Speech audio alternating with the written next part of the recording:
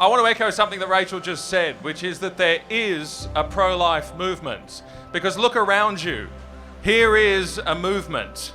It'd be hard pushed to get a protest of this size on many issues in this city.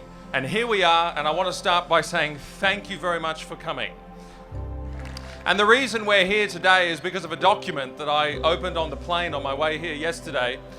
And it was 500 pages long, and it's titled Abortion, a Review of South Australian Law and Practice. And it became clear to me as I was reading that document that it was 500 pages for what end? Well, finally they got to the point when they made the recommendations, and it was to this end. They recommended that abortion should be legal right up to and including the point of birth. That any limit on abortions is, I quote, inappropriate.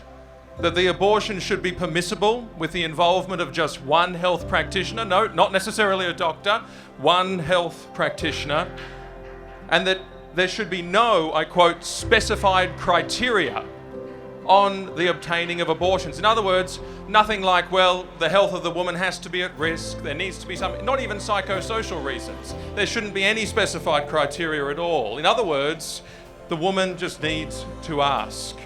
500 pages to say that abortion to birth should be legal and anything less is, quote again, inappropriate. Why? What was the reason given? Again, in 500 pages, it didn't take me long to figure out what the actual reason was, because it was repeated time and again, and it said that the reason for this recommendation was autonomy. And that word came up time and again. I'll tell you what, I've got to give credit to the authors of this report for their honesty in saying that and even making that clear, because they could have presented it in a different way. They could have said it's because of science, it's because of medicine, it's because of compassion and humanity, it's because of human rights. They could have said any of those things, but of course we know that none of those things are actually on their side. Science tells us, for example, that the unborn child is an independently existing and living human being with its own DNA. Science tells us that unborn child has a heart that beats at 4 weeks, that abortion stops a beating heart. Science tells us that that same unborn child at the dawn of the second trimester is making facial expressions, is yawning, is stretching. Before that, it has fingers and toes. By the time 16 weeks comes along, that unborn child can feel pain. We know for certain at that age. By the time 22 weeks comes along, as Rachel was saying just before, all the resources of the medical industry could be deployed to save that child's life if it was born premature. It is viable. Medicine is not on their side. Science is not on their side. You know, in the medical profession, the first line of the Hippocratic Oath is this: first, do no harm. Killing is the last thing that amounts to health care.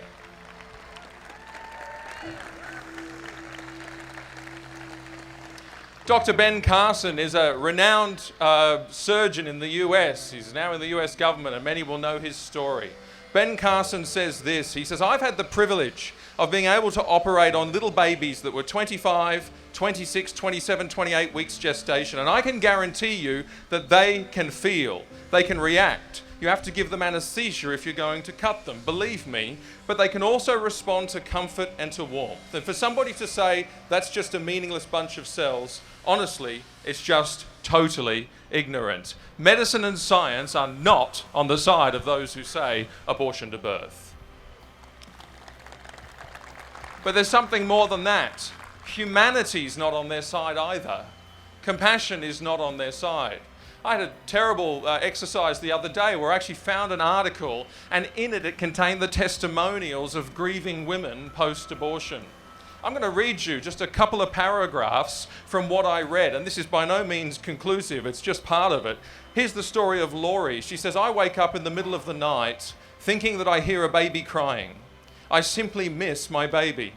I constantly wake up wanting to nurse my child, wanting to hold my child, and that's something the doctor never told me I would experience. Isn't that tragic? Hear the story of Ashley. Every night my sweet boy prays to God for a sibling, and every time I hear those precious prayers, my heart aches for what I did. Katrina. I took the lives of 2 of my children. I robbed my parents of grandchildren. I took the lives of my son's siblings. These abortions directly caused a medical condition known as incompetent cervix, which resulted in the premature birth of another son who died after a week-long struggle in the NICU in 2001. The suffering I've endured and caused others is immeasurable, and the guilt almost drove me suicidal. These are stories of real people, and it's just the tip of the iceberg.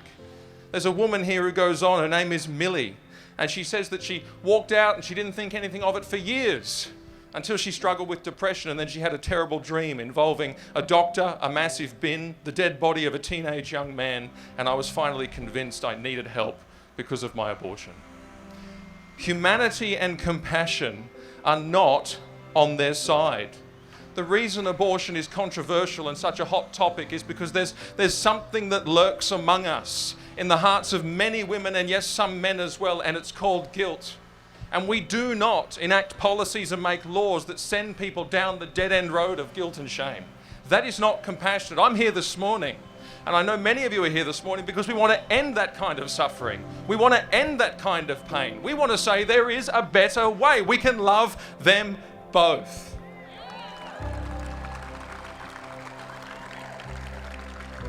But you know, none of these things are on their side, but they've been very honest. They've said, well, actually, it is about autonomy. And you know, here are policy analysts who are so turned in on themselves that they recommend autonomy as the highest priority, even when it stops a beating heart. You know, there's a great truth, and it's this: greater love has no one than this, than that he would lay down his life for his friends. And you know, that's exactly what Christ did for us, and I praise him every day for that. Christ said, I will die for you. But you know what abortion does? It's the evil reverse image of that promise. And it says, you will die for me. It says autonomy. But that's a lie, see. We're not autonomous. You know, a helpless child needs its mother. It's not autonomous. A woman who finds herself trapped in circumstances where she believes abortion is the only option, she's not autonomous. She needs help. People like, you know, even I here today, I'm not autonomous. Every breath I take is in the hand of God. Autonomy is a lie. And it's as if it wants to prove that it's a lie, because when we embrace this notion of autonomy, it unleashes a Pandora's box of darkness, which I've only just begun to describe. You know, to turn in on oneself like that is to turn our face away from God and away from others who need us, because it is a lie. It's a debasing lie. It's an inhuman lie. Autonomy. And we're here to say again, there is a better way. We don't have to snuff out innocent life. We don't have to send women down that dead-end road. We don't have to do it. We can love them both. And I know many people are here today because you want to love mothers and you want to love their children. And this is one small thing that we can do today in that great enterprise. But I know that there's more to the story for so many of you. I'm always amazed in the pro-life movement how there's people who counsel women and families who are in trouble, people who volunteer to support women, whether it's through shelters or whether it's through pregnancy support centres, and people who model what they believe in their lives by mothering their children no matter the cost, fathering their children no matter the cost, people who, if they don't do those things, they give their finances and resources towards those things. And here you are today. And I want to say this, as I close my thoughts on this, I want to say that this, what we're doing today, it is not in vain. When we raise our voices, something always happens. And it may well be that one person hears and one person is changed. That might be all it is, but it's something. But you know, it's usually more than that, and usually it is still things we don't see. You go to Sydney, where there was a rally there, 2 rallies on this very subject just recently. A lot of people thought that was a loss. Do you know what? There are social policies in the New South Wales Parliament that have not been brought forward as a direct result of that advocacy. It changed something.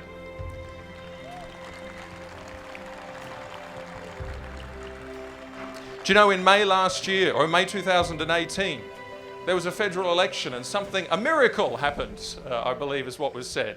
Something remarkable happened in that moment. What was it that happened? You can read the Australian Labor Party's own campaign review, and they'll tell you what happened.